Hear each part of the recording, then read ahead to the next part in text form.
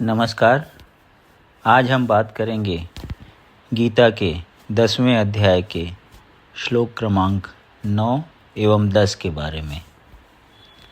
मच्चित्ता मद्गत प्राणा बोधयन्तः परस्परं कथयन्तश्च मां नित्यं तुष्यन्ति च रमन्ति च।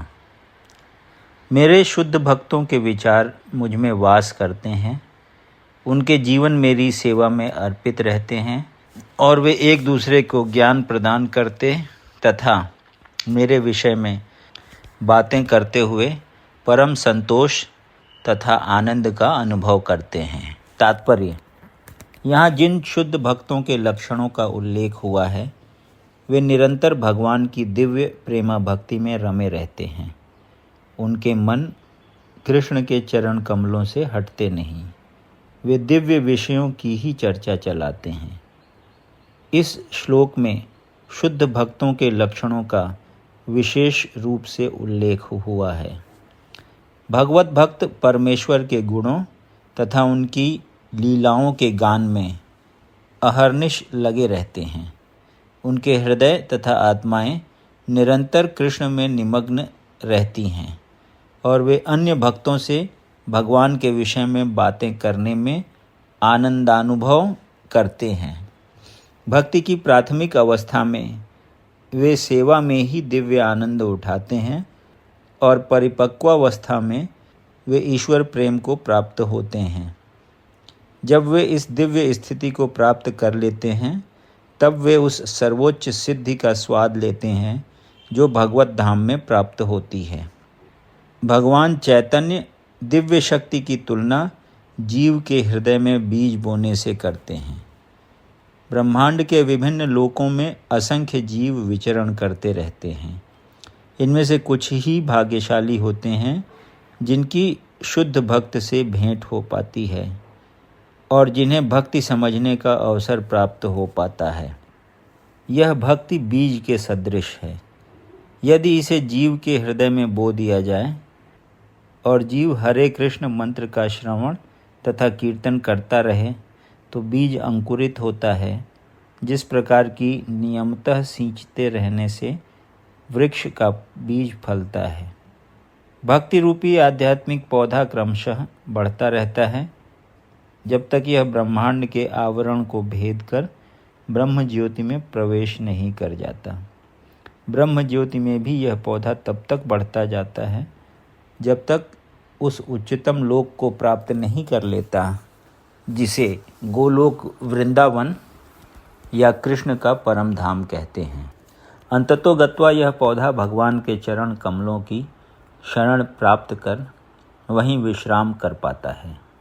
जिस प्रकार पौधे में क्रम से फूल तथा फल आते हैं उसी प्रकार भक्ति रूपी पौधे में भी फल आते हैं और कीर्तन तथा श्रवण के रूप में उसका सिंचन चलता रहता है।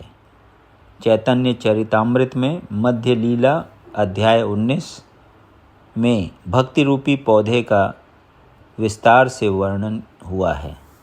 वहाँ यह बताया गया है कि जब पूर्ण पौधा भगवान के चरण कमलों की शरण ग्रहण कर लेता है तो मनुष्य पूर्णतया भगवत प्रेम में लीन हो जाता है।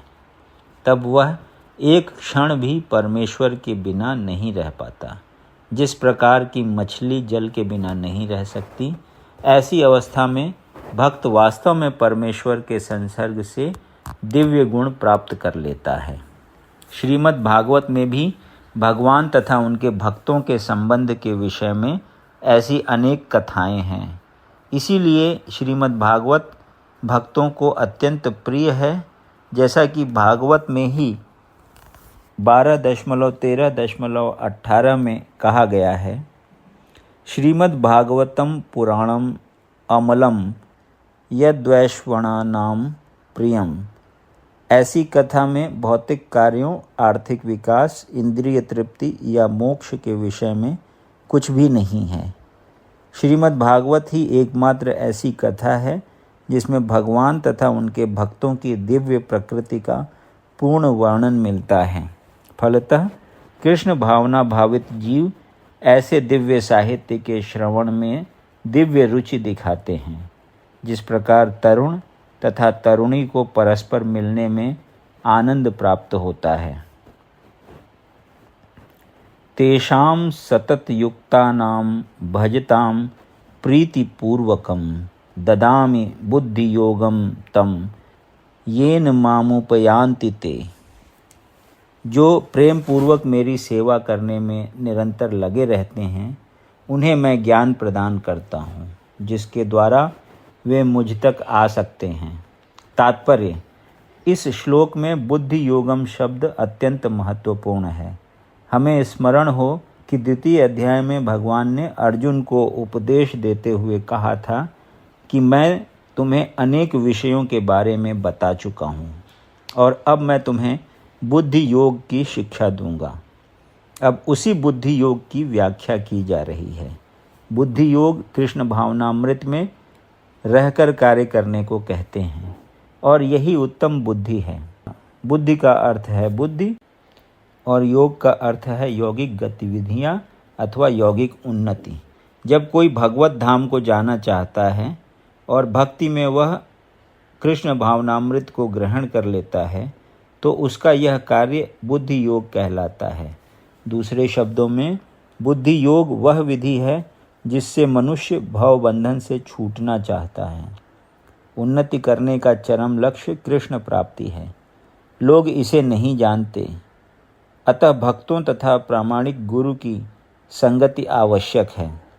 मनुष्य को ज्ञात होना चाहिए कि कृष्ण ही लक्ष्य हैं और जब लक्ष्य निर्दिष्ट है तो पथ पर मंद गति से प्रगति करने पर भी अंतिम लक्ष्य प्राप्त हो जाता है। जब मनुष्य लक्ष्य तो जानता है किंतु कर्म फल में लिप्त रहता है तो वह कर्म योगी होता है।